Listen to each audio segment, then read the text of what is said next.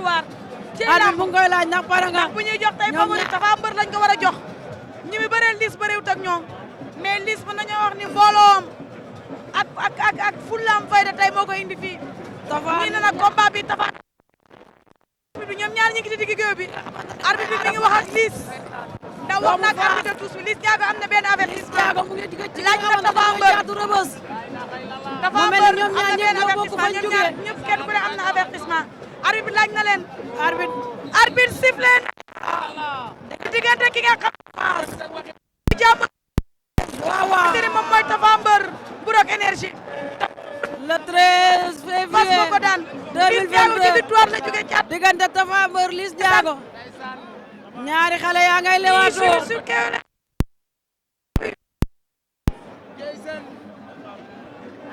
mi ngi arrière Tapha mi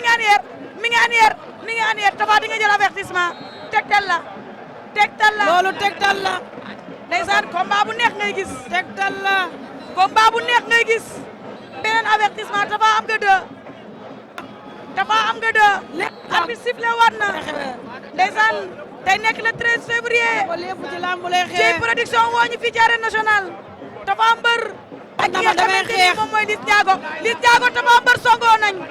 songoon nañ ñoom ñaar Tapha Liss Ndiago